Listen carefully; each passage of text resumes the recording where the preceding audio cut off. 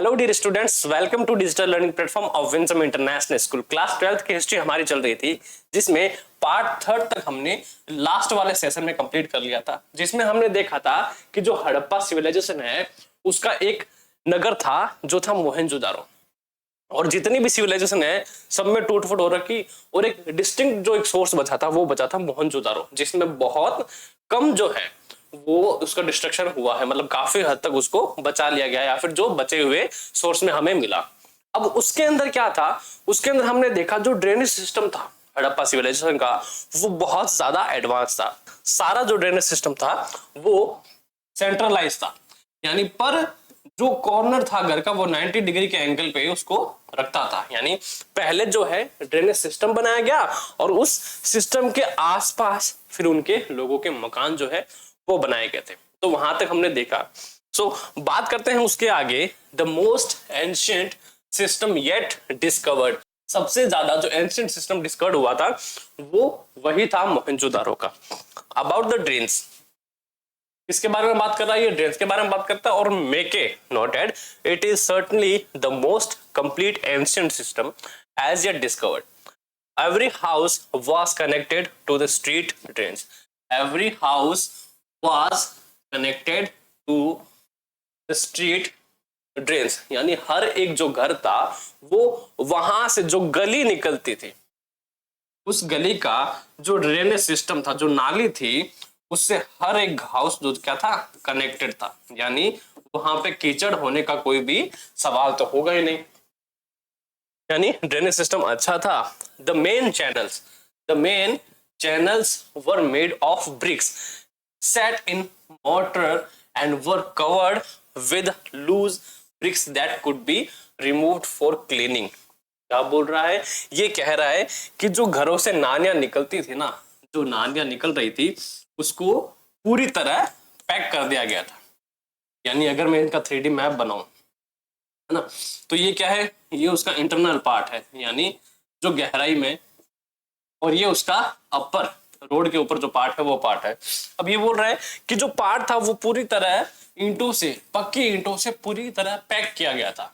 और कहीं कहीं पर क्या कह रहा है, कहीं कहीं पर ऐसे बॉक्सेस बनाए गए थे जो कि वहां सॉफ्ट ब्रिक जो थी, सॉफ्ट ब्रिक्स जो थी उनसे ढका गया था। अब ऐसा क्यों, तो सुनने में आया है इनकी स्टडी के अकॉर्डिंग, क्या कह रहे थे वो, जब पूरी तरह उसको पैक कर देते तो क्या जरूरत पड़ती कभी कभी, जैसे कचरा इकट्ठा हो गया या फिर कोई नाली है उसमें डॉट लग गया या फिर जो ड्रेनेज है वो ब्लॉक हो गया, तो क्या करते थे वो वहां से साफ करने के लिए उसको एक जगह ऐसे रखते थे जहां से कीचड़ निकाल के उसको बाहर रख देते। और बकायदा जो कीचड़ इकट्ठा होता था उसके भी एविडेंस मिले हैं, उसके भी एविडेंस मिले कि हाँ यहां से जो नाली थी वो एक सॉफ्ट ब्रिक से ढकी हुई थी या फिर यहां से खोली गई थी, और खोलने के बाद इसका जो कीचड़ था अंदर से निकाल कर वहां इकट्ठा कर दिया जाता था। बिल्कुल कीचड़ के एविडेंस वहां मिले। So loose bricks that could be removed for cleaning, किसके लिए, वहां नालियों की सफाई के लिए ऐसी ब्रिक, ऐसे पत्थरों से उसको ढका गया था जिससे हम बाद में जब ऐसा कोई कंडीशन आ जाए, ब्लॉक हो जाए सिस्टम, तो उसको निकाल कर उसको साफ कर सके या फिर ज्यादा गंदी होने पर। So in some cases limestone was used for cover. तो उस कंडीशन में क्या होता था, लाइमस्टोन यानी जो सॉफ्ट ब्रिक होता है या फिर हल्का जो पत्थर होता है वो यूज करते थे।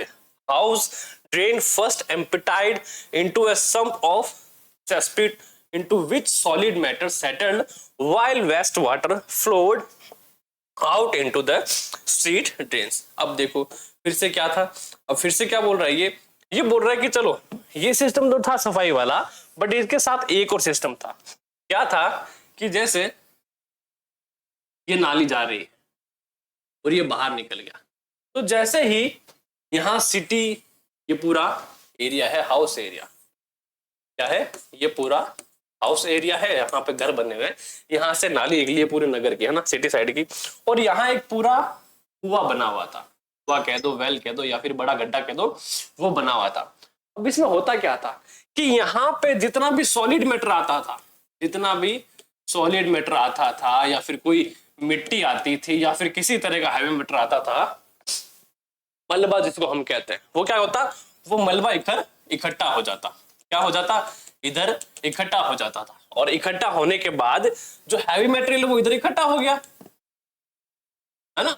और फिर क्या होता, जो पानी है वो अपने फ्लो से बहता रहता और सिटी के बाहर निकल जाता। इट मीन्स कि इनके पास इतना एडवांस सिस्टम था कि नालियां ब्लॉक ना हो जाए, उसके लिए उन्होंने एक वेल जैसा स्ट्रक्चर बना रखा, खड्डे जैसा बना रखा था, जिसके अंदर हैवी मेटल जो सॉलिड है, जो मलबा है, वो इकट्ठा हो जाता, और जो पानी है वो बिना किसी ब्लॉकेज के बहता रहता।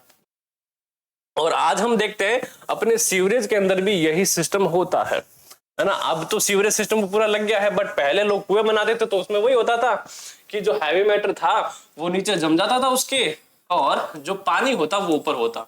तो फिर जब उसको खाली करना होता तो पानी भर लेते, जो मैटर था नीचे मलबा वो नीचे पड़ा रहता था। और ये सिस्टम आज की बात नहीं है, यानी हड़प्पा सिविलाइजेशन उनके टाइम से ऐसा चलता आ रहा है। सो क्या बोल रहे हैं, settled wild waste water poured out into the street, बाकी गलियों में निकल जाता था। Very long drainage channels were provided at internal with sumps for cleaning। और जब कोई चैनल ज्यादा लॉन्ग होता है, ड्रेनिंग चैनल ज्यादा लंबा होता, तो वहां पे एक जगह पर ऐसे सम्प्स होते जिनको निकाल कर साफ किया जाता था। यानी ऐसे कुओं पे जगह जगह उनको निकाल कर वहां जो मलबा है जो है वो निकाल कर, जैसे पहले बताया था मैंने कि हमें क्या मिला, एविडेंस मिले कि यहाँ से मलबा निकाल के उसको साफ किया जाता था।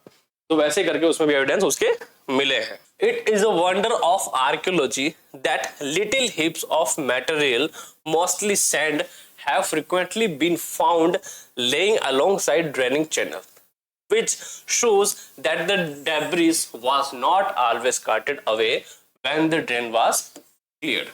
अब कह रहा है कि जो हमने देखा भाई मटेरियल, जो मिट्टी वगैरह जो मलबा दब जाता था, वो निकाल के वहीं, यानी उस नाली का जो शटर वॉश होता था जिससे निकाल के साफ करते थे, वहीं वो इकट्ठा कर देते थे। इसका मतलब है कि कचरा जो है वो हमेशा बाहर, हमेशा नगर के बाहर, सिटी के बाहर नहीं फेंका जाता था, वो उसकी नाली के पास में वहीं रख देते। अब क्यों रख देते थे उसका रीजन तो नहीं पता, बट हाँ रखते थे, इसका प्रूफ मिला है। बिल्कुल जो सैंड है, जो मिट्टी है, वो उसी कंडीशन में, उसी एविडेंस के रूप में वहां मिली है, जिससे हमें ये पता लगता है कि हाँ उन्होंने क्या करा था, उन्होंने जो मिट्टी है वो वहीं पर रख दी थी, कि हर बार उसको साफ नहीं किया जाता। मतलब जो कचरा है जो नगर के बाहर नहीं फेंका जाता, कभी कभी वो वहीं रख देते थे। किसने कहा ये, Ernest Mackay. Early Indus civilisation 1948 की बात है। Drainage system were not unique to the larger cities.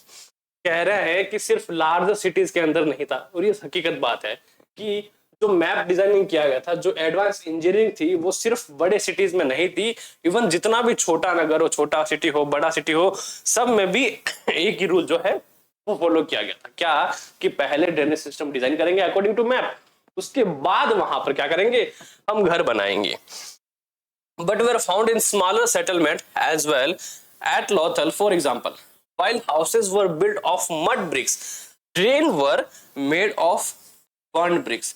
कि ऐसे एविडेंस में मिले हैं जहां तो घर तो है जो मिट्टी की ब्रिक से बने थे। अब मिट्टी की ब्रिक मैंने बताई थी आपको कितनी मजबूत नहीं होती, बट पहले की होती थी।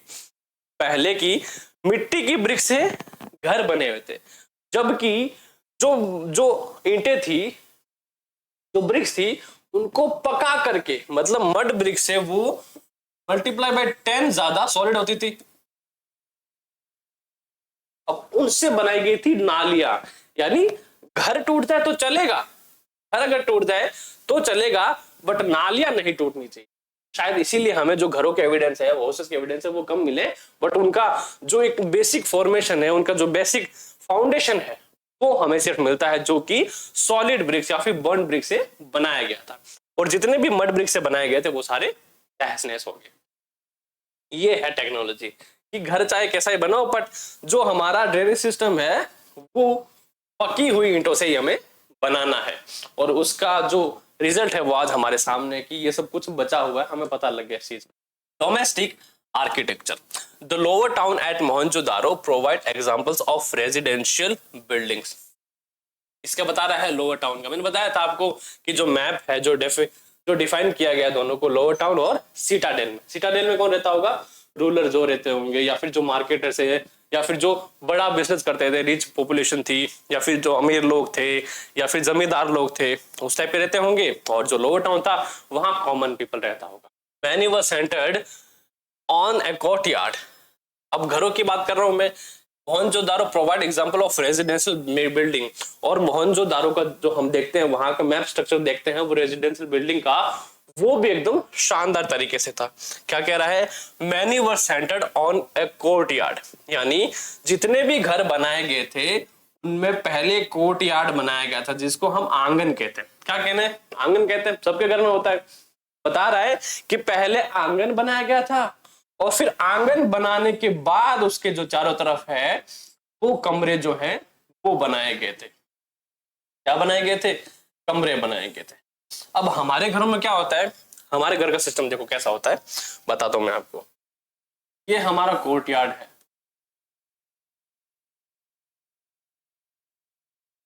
ठीक है। अब यहां क्या होता है, यहां होता है हमारे घर का गेट। अंदर घुसे सीधा कहां पहुंचे, कोर्टयार्ड, मतलब सीधा डायरेक्ट आंगन में हम एंटर हो गए।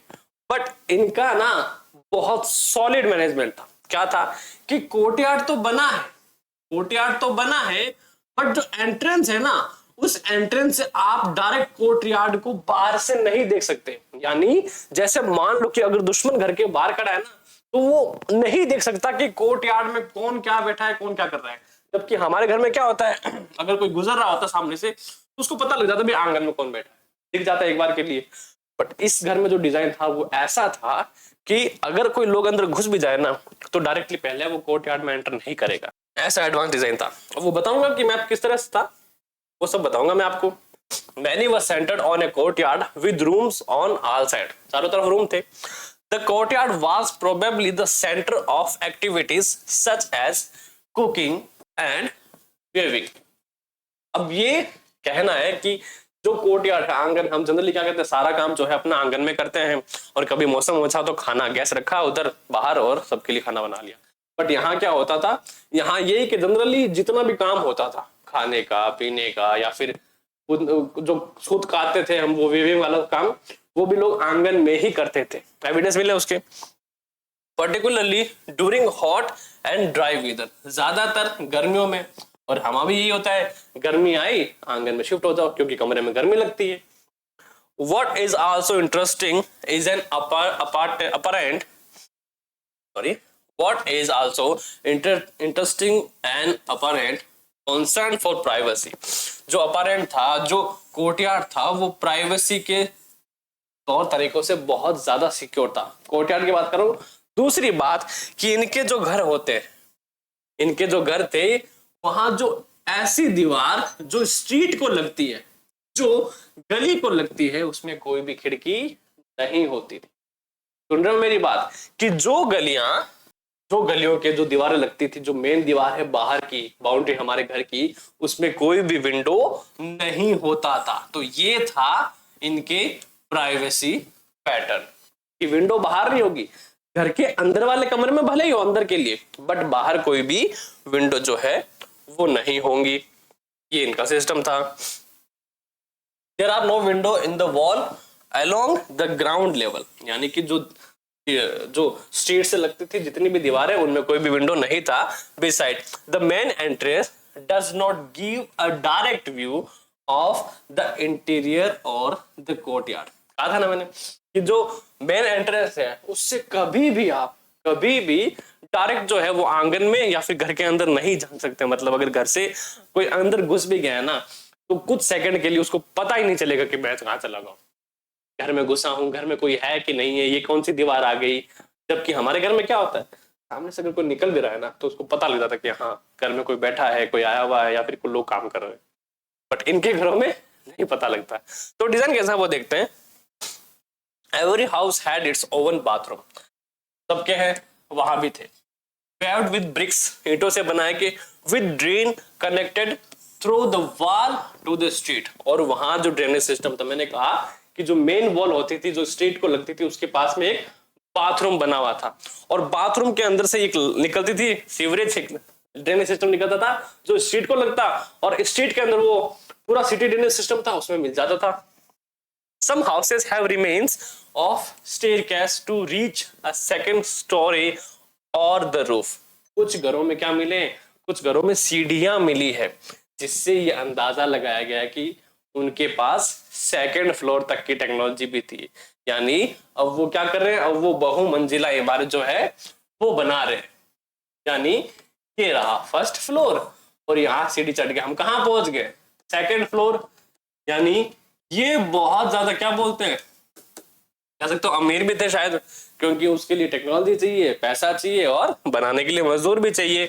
तो कुछ घरों में हमें एविडेंस क्या मिले, स्टेयरकेस के to reach a second storey और द रूफ, छत पर या फिर दूसरी मंजिल पर पहुंचने के लिए।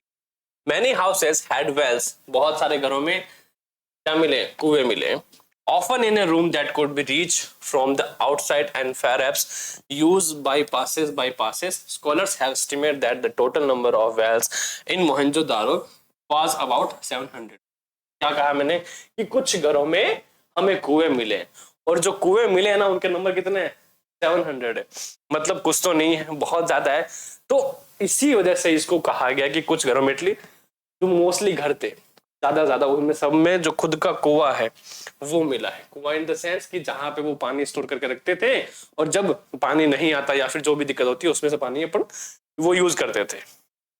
तो देखा आपने किस तरह इनका ड्रेनेज सिस्टम था, किस तरह इनका घर का डिजाइन था, बट मैंने आपको इसका डिजाइन नहीं दिखाया। चलो बात करते हैं डिजाइन की। अब क्या आपको इस मैप को देखने पता लग रहा है कि सर में कौन सा कोर्टयार्ड है, कौन सा बाथरूम है, कौन सा में कुआं था, कौन सा में नहीं था? चलो मैं बताता हूँ। देखो रेड जो है वो मैं कोर्टयार्ड को मार्क कर रहा हूँ, रेड कलर से मैं कोर्टयार्ड को मार्क कर रहा हूँ।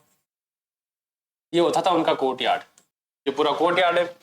यानी अगर इस डिजाइन में देखूं, ये 3D डिजाइन है, ये कोर्टयार्ड था। जो घर हमें मिला है ना उसमें ये कोर्टयार्ड था। अब अगर मैं आपको एंट्रेंस बताऊं एंट्रेंस कहाँ पे है, तो आप हैरान होने वाले हो। वो कैसे? देखो ये रहा एंट्रेंस, ये रहा मेन एंट्रेंस और ये रहा मेन एंट्रेंस। मतलब इसी डिजाइन को 3D में डिजाइन किया गया इस तरह से, और ये बताने की कोशिश की ताकि आपको इजीली समझ में आ जाए। अब देखो मेन एंट्रेंस ये था, यहाँ भी मेन एंट्रेंस है। जो रूम नंबर 6 है इस वाले रूम को नंबर 6 अलॉट किया गया। सॉरी 6 नहीं है, ये तो 6 में कुआं था, ठीक नहीं, सही है। ओके, तो इसमें क्या था, इसमें सिंबल बनाया गोल्ड, यहाँ पे क्या था, कुआं था। कहा गया है ना कि जो भी लोग, many houses had walls often in the room that could be reached from the outside and perhaps used by passers by scholars। क्या बोला है कि अब जो यहाँ कुआं बनाया गया ना वो किसके लिए एक्सेसिबल है, जो बाहर से गुजर रहा है ना उनके लिए भी एक्सेसिबल है, वो भी इससे पानी पी सकते हैं। मतलब कि एक तरह से कहना चाहूंगा सिंपल वे में, तो इन लोगों के पास ह्यूमैनिटी भी थी, इंसानियत यहाँ भी जिंदा थी कि पानी हमें तो पीना है, बट जो राहगीर है जो गुजर रहे हैं वहां से उनको भी पानी की कभी दिक्कत ना आए। और इतना वेल सेटल्ड था। तो अब मैं बताऊं कि मैं यहां से अंदर घुसा, अंदर मैं यहां से नजर भी रख रहा हूं, तो क्या मैं देख पा रहा हूं कि आंगन में कौन लोग बैठे? नहीं देख पाऊंगा ना। अरे पॉसिबल ही नहीं है। यहाँ पे ये जो एरिया है वो पूरा खाली एरिया होता था जहां पे वो अपना सामान है जो भी कुछ रखते थे, बट इंपोर्टेंट सामान नहीं रखते थे, ये सिर्फ एंट्रेंस था। तो अगर आपको अंदर घुसना है तो पहले आपको क्या करना पड़ेगा, पहले आपको यहां से जाकर फिर यहां जाना पड़ेगा, तब जाके आपको यहां दिखेगा भाई कोई बंदा जो है वो यहां काम कर रहा है। डायरेक्ट आप उसमें नहीं देख सकते, ठीक है। अब ये बना हुआ था यहाँ बाथरूम। सर आपको कैसे पता? मैं स्टडी करके आया हूं इसलिए पता है मेरे को। तो ये बना हुआ था बाथरूम, और यहां से जो स्ट्रीट निकलती, जो ड्रेनेज सिस्टम निकलता था उसी के अंदर इसमें लगा हुआ था नाली, ताकि जो पानी है वो ऑन द स्पॉट बाहर चला जाए, शॉर्ट वे में बाहर चला जाए और पानी वहां रुके ना। और यहां जो हमें स्टेयरकेस मिलता है, क्या मिलता है? स्टेयरकेस मिलता है कि जो सीढ़ियों के अवशेष है कि हाँ ये मैप 3D में है तो हमें पार्टीशन में पता नहीं चलेगा सेकंड पार्ट है, तो मैं बता रहा हूं आपको कि यहां से जो है स्टेयरकेस के प्रूफ मिलते कि हाँ सीढ़ियां हैं जिससे शायद छत पर जाया जाता होगा, या फिर जो दूसरी मंजिल इनकी घर की बनाई हुई है उन पे जाया जाता होगा। ये पूरा घर का डिजाइन है। और जो बाकी है room number 1st, 2nd, 3rd, 4th, 5th जो भी इनके डिजाइनिंग थे वैसे बनाए हुए। बाकी मेनली सिस्टम क्या था, एक तो कुआं का था, जी कुआं जो है, अब देखो कुआं कहाँ है, वेल जो है वो घर के जस्ट घुसते ही आ जाता है, जस्ट घुसते ही आ जाता है कि यहाँ से एक्सेसिबल है, पानी आया, कोई राहगीर चलता है जो पानी पियो और अपना काम हो जाता था। इसके लिए जो यहाँ से गुजर रहा है उसके लिए भी एक्सेसिबल है, जो घर में है उसके लिए भी एक्सेसिबल है।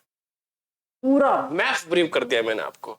अगर आप चाहो फ्यूचर में तो ऐसा बनवाना चाहो तो बहुत अच्छा रहेगा, प्राइवेसी के अकॉर्डिंग, है कि नहीं, है ना।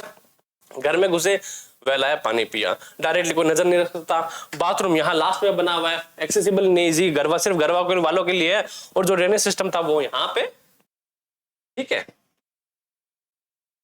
नेक्स्ट है द सिटाडेल। अब सिटाडेल क्या होता था, जैसे कि मैंने आपको बताया कि जो हड़प्पा सिविलाइजेशन में दुर्ग होते थे, दुर्ग मतलब बड़े बड़े दुर्ग, सिटाडेल जिसको बोलते हैं, जो एक अच्छे खासे बड़े फाउंडेशन के ऊपर बने रहते थे, और उस फाउंडेशन को भी बनाने में लगभग एक दिन के अंदर 4 मिलियन पीपल के आसपास लोगों की जरूरत पड़ती थी। तो हमें ये बात तो यहां पता लगी कि बहुत ज्यादा क्वांटिटी में जो लोगों यानी मजदूरों की जरूरत पड़ी होगी इन्हें, और जिस कंडीशन से और जिस तरह से इसको बनाया गया है, पूरा आर्किटेक्ट का यूज किया गया है, फाउंडेशन के ऊपर इसको बनाया गया है, वो है Citadel. So it is on the citadel that we find evidence of structure that were probably used for special public purpose.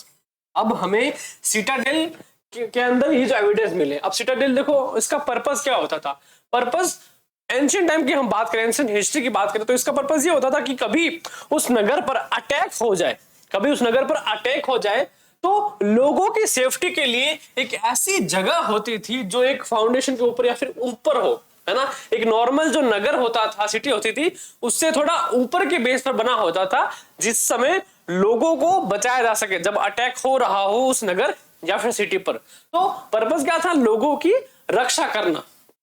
उसके लिए सिटाडेल जो थे वो बनाए गए थे, और उसका जो स्ट्रक्चर होता था वो होता था मजबूत, ताकि जो अटैक करने वाला है, ओपोनेंट है, वो इसको इजीली तोड़ ना पाए और लोगों की सुरक्षा का ध्यान भी रखा जा सके। तो उसके लिए सिटाडेल था, वो बनाए जाते थे। अब यहाँ क्या हुआ, यहाँ हुआ कि जो हमें मोस्टली एविडेंस मिलते हैं वो भी यहीं से मिलते हैं। इट मींस कि जो इसका स्ट्रक्चर रहा और इनके नगर का जो स्ट्रक्चर रहा, उनके एविडेंस के प्रूफ भी हमें यहाँ मिलते हैं। These include the warehouse. Warehouse, a massive structure of which the lower brick portion remain, while the upper portion is probably of wood decayed long ago, and the Great Bath. इसके अंदर Citadel की हम जब बात करते हैं, Citadel के अंदर मोस्टली हमें 2 स्ट्रक्चर है वो मिले हैं।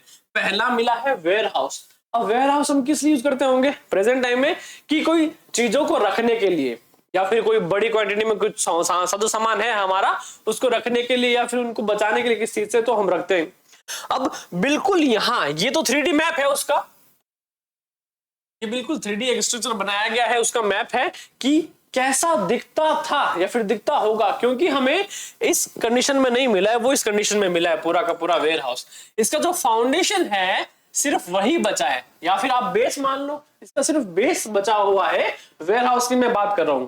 और आर्कियोलॉजिस्ट है वो ये कह रहे हैं कि इसका जो ऊपरी हिस्सा था वो मे भी लकड़ी से बना हुआ हो। किससे बना हुआ हो, लकड़ी से बना हुआ। तो सर लकड़ी से क्यों बनाएंगे, क्योंकि अब गर्मी से, मौसम से, इनसे बचाने के लिए लकड़ी का जो कमरा होता है वो ठंडा रहता है और सर्दियों में एक नॉर्मल टेम्परेचर को मेंटेन करके रखता है, उसके लिए लकड़ी का बनाया गया हो शायद। ये सिर्फ एक एजम्पशन है, पूरी थ्योरी इस पर उनको भी नहीं पता, आर्कियोलॉजिस्ट को भी नहीं पता। उनका मानना है कि ये जो था, ये पूरा स्ट्रक्चर ऊपर वाला इसका शायद लकड़ी से बनाया गया हो, जो कि इनके एविडेंस बताते हैं। जो कि अब लकड़ी क्या होती है, एक लंबे समय तक नहीं चल पाती, वो डिकेड हो जाती है, मतलब खराब हो जाती है, नष्ट हो जाती है, या फिर जो कीड़े मकोड़े हैं, दीमक वगैरह है, वो खा जाती है। तो इनका ये कहना है कि जो लकड़ी का स्ट्रक्चर था वो लंबे समय से क्या हो गया हो, शायद खराब हो गया हो। अब खराब होने के बाद इसका पूरा डिस्ट्रक्शन हो गया, अब बचा क्या, तो सर सिर्फ बचा इनका बेस, जो फाउंडेशन था, जो हमें यहाँ का स्ट्रक्चर जो है वो अच्छी तरह बताता है। क्या बताता है कि सर देखो, ये जो इनकी नींव खुदी हुई थी वैसे बने हुए थे, ऐसे कमरे बने थे और एक बड़ा स्ट्रक्चर ऐसा होता था, और यहाँ एक पोर्शन बने हुए थे जैसे गाड़ी के गैराज नहीं होते किसी बड़ी होटल के अंदर, कि हाँ अंडरग्राउंड पार्किंग है और वहां गाड़ी को रखने की जगह, बिल्कुल वैसा स्ट्रक्चर इनका बना हुआ था। वो हमें पता किससे लगता है, इनका जो बचा हुआ बेस है उस सिस्टम से हमें देखकर ये पता लगता है कि हाँ इनका जो बेस था वो ऐसा था। तो हमें ये पता कैसे चला, हमें ये पता तब चला जब यहाँ आर्कियोलॉजिस्ट ने स्टडी करी, और इन्हीं की डीप स्टडी हमें ये सब बताती है। अब यहाँ बात करते हैं ग्रेट बाथ की। क्योंकि दो स्ट्रक्चर थे सिटाडेल के अंदर हमें मिले।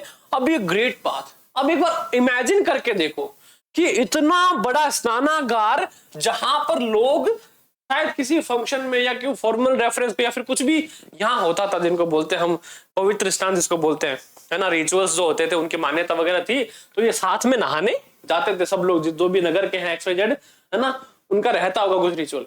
तो उसके लिए बना हुआ था ये ग्रेट बाथ। क्या बना हुआ था? Great bath. अब इसका स्ट्रक्चर देखो,